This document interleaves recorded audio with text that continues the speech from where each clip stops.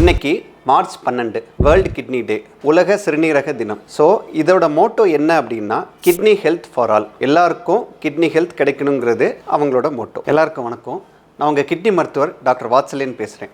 இந்த வீடியோவில் நம்ம என்ன பார்க்க போகிறோன்னா கிட்னி பேஷண்ட்ஸாக இருந்தால் என்னென்ன லைஃப் ஸ்டைல் மாடிஃபிகேஷன் பண்ணுங்கிறத பார்த்துருவோம். ஸோ முதல்ல நம்ம பண்ண வேண்டியது ரீனல் ஃப்ரெண்ட்லி டயட்.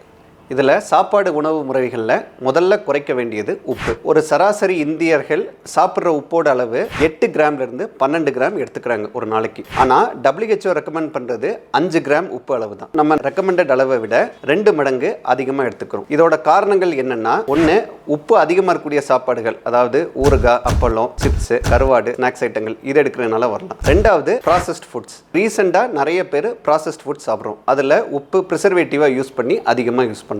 மூணாவது ஹோட்டல் உணவுகள். ஹோட்டலில் உணவை நல்ல டேஸ்டியாக இருக்கணுங்கிறதுக்காக பொதுவாகவே உப்பு கொஞ்சம் அதிகமாக போட்டு சமைப்பாங்க. இந்த 3 வகையான உணவுகளையும் முடிஞ்சளவு கிட்னி பேஷண்ட்ஸ் அவாய்ட் பண்ணுறது நல்லது. வீட்டு சாப்பாடை ப்ரிஃபர் பண்ணுறது நல்லாயிருக்கும். ஸோ 5 கிராம் அளவு உப்பு எடுக்கிறது மாதிரி நம்ம பார்த்துக்கணும். ஆனால் ப்ராக்டிஸில் பார்த்தீங்கன்னா பேஷண்ட்ஸ் என்ன பண்ணுறாங்க, அளவுக்கு அதிகமாக உப்பை குறைச்சிடுறாங்க. சாப்பாடு, காய், குழம்பு எல்லாத்துலேயுமே உப்பை நிப்பாட்டி அளவுக்கு அதிகமாக உப்பை குறைக்கிறதுனால என்ன ஆகுதுன்னா தலை சுத்து, கால் பிடித்தல், தசை பிடித்தல், பிபி குறையிறது, வாந்தி வர்றது, இந்த மாதிரி நடக்குது. ஸோ உப்பை குறைக்கும் போது படிப்படியாக குறைக்கிறது நல்லது. முதல்ல வெளி சாப்பாடுகளை அவாய்ட் பண்ணிட்டு, ரெண்டாவது வீட்டு சாப்பாடில் காய் குழம்புல உப்பை 75% சேர்த்து 25% குறைக்கிறது பெட்டராக இருக்கும். படிப்படியாக உப்பை குறைச்சா தொந்தரவுகள் பெருசாக இல்லாமல் இருக்கும். ரெண்டாவது பாயிண்ட், புரோட்டீனோட அளவு. ஒரு சராசரி மனிதன் 1 கிராம் பெர் கேஜி அளவு புரோட்டீன் எடுக்கணும். Kidney patients 0.6 0.8 gram per KG எடுக்கிறது நல்லது. ஸோ இதுலேயே அனிமல் ப்ரோட்டீன்ஸை விட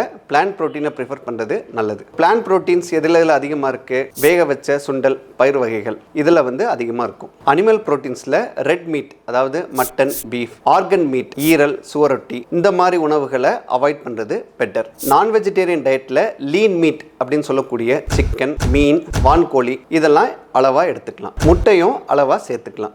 உப்புச்சத்தோட அளவு படிப்படியாக ஸ்டேஜ் அதிகமாகும் போது G3, G4, G5 ஸ்டேஜில் பொதுவாக பொட்டாசியம் அளவும் ஃபாஸ்பரஸ் அளவும் அதிகமாகும். ஸோ நீங்கள் பிளட் டெஸ்ட் படி பார்க்கையில் பொட்டாசியமும் ஃபாஸ்பரஸும் அதிகமாக இருந்துச்சுன்னா பொட்டாசியம் அதிகமாக இருக்கக்கூடிய உணவுகளான மாம்பழம், வாழைப்பழம், ஆரஞ்சு, சாத்துக்குடி, ட்ரைடு ஃப்ரூட்ஸ், டேட்ஸ், அத்திப்பழம், இளநீர் இதெல்லாம் அவாய்ட் பண்ணுறது பெட்டர். ஃபாஸ்பரஸ் அதிகமாக ரெட் மீட், ஆர்கன் மீட், அதே மாதிரி ப்ரிசர்வேட்டிவாக சேர்த்துருப்பாங்க. ஏரேட்டட் பிவரேஜஸ் இதில் அதிகமாக இருக்கும். ஸோ முடிஞ்சளவு ரெட் மீட், ஆர்கன் மீட்டை அவாய்ட் பண்ணுறது பெட்டர். ரெண்டாவது வழிமுறைகள் எக்ஸசைஸ். எல்லா கிட்னி பேஷண்ட்ஸும் முடிஞ்சளவு எக்ஸசைஸ் பண்ணும்.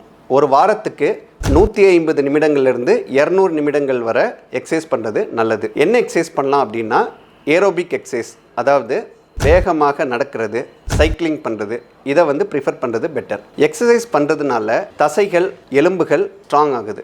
இன்சுலின் சென்சிட்டிவிட்டி அதிகமாகுது. இதனால் யூரினில் புரத கசிவு அளவும் கொஞ்சம் குறையுது. மூணாவது, நம்மளோட பிஎம்ஐயை நார்மல் ரேஞ்சில் வச்சுக்கணும். முடிஞ்ச அளவு பிஎம்ஐயை 20லேருந்து 25க்குள்ளே வச்சுக்கணும்.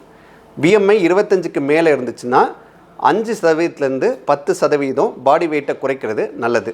அதை கேலரி ரெஸ்ட்ரிக்ஷன் மூலமாகவும் எக்ஸசைஸ் மூலமாகவும் குறைக்கிறது நல்லது. நாலாவது, ஸ்லீப், தூக்கம். ஒரு மனிதன் 7 மணி நேரத்திலிருந்து 9 மணி நேரம் வரை தூங்குவது நல்லது. தூக்கம் சரியாக இருந்தால் ஹார்மோனல் டிஸ்டர்பன்ஸ் இருக்கிறது கம்மியாக இருக்கும். அஞ்சாவது, ஸ்ட்ரெஸ் மேனேஜ்மெண்ட். ஸ்ட்ரெஸ்ஸை குறைக்கிறதுக்காக மெடிடேஷன். ஒரு நாளைக்கு 10 நிமிஷம் மெடிடேஷன் பண்ணுறது நல்லது.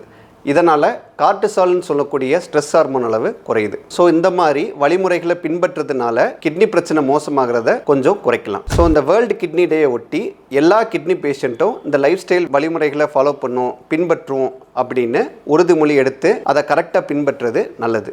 இதே மாதிரி கிட்னியை பற்றி மேலும் தெரிஞ்சுக்க என்னோட சேனலை ஃபாலோ பண்ணுங்கள், சப்ஸ்கிரைப் பண்ணுங்கள். நன்றி.